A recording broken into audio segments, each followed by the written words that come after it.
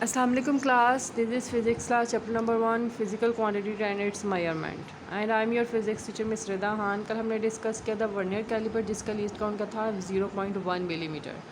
हम measuring instruments पढ़ रहे हैं जिसमें हमने मीटर रूल पढ़ा, फिर वर्नियर कैलिपर पढ़ा। मीटर रूल का लीस्ट काउंट था, जिस लीस्ट काउंट मतलब मिनिमम रीडिंग मतलब कि उस मेजरिंग इंस्ट्रूमेंट को यूज़ करके जो हम मिनिमम रीडिंग ले सकते हैं उसे हम कहते हैं लीस्ट काउंट। तो मीटर रूल का लीस्ट काउंट था 1 millimetre.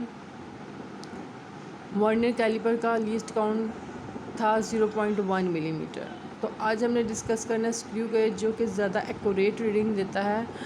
A screw gauge is an instrument that is used to measure small length with accuracy greater than a vernier caliper. It is also called micrometer screw gauge। ठीक है, इसकी diagram है जिसमें U shaped आपको नज़र आ रहा है। ये लॉक्ड है, स्पिंडल है जो रोटेट करती है, मूव करती है, मूवेबल है, राशिट है। उसके बाद है मेन स्केल और सर्कुलर स्केल। ठीक है, मेन स्केल और सर्कुलर स्केल आपको नज़र आ रहे हैं। उनके ऊपर क्या है, रीडिंग्स हैं, उनसे हमें पता चलता है किसी भी ऑब्जेक्ट का डायामीटर या लेंथ। ठीक है, इसके लीस्ट काउंट आ जाता है। Each division of the circular scale crossing the index line moves the thimble through 1/100 millimetre और 0.01 millimetre on the main scale. ठीक है, तो इसके लीस्ट काउंट का फॉर्मूला है least count equals pitch of the screw gauge divided by number of division on the circular scale.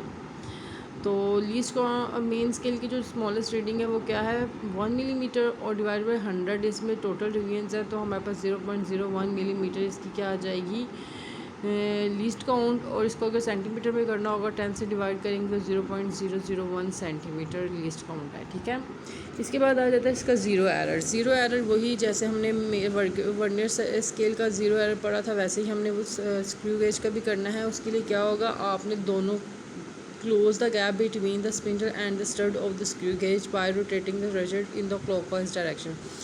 If zero line of the circular scale coincides with the index line, मतलब कि main scale की और circular scale की दोनों lines जो हैं वो आपस में मिल रही होंगी, then the zero error will be zero। ठीक है, कोई ज़ीरो एरर नहीं होगा। तो इसी तरह हमारे पास इधर भी ज़ीरो एरर की दो टाइप्स हैं, पॉजिटिव और नेगेटिव। पॉजिटिव ज़ीरो एरर कब होगा, पॉजिटिव डायग्राम में आपको नज़र आ रहा है, ये साइड डायग्राम है ए में।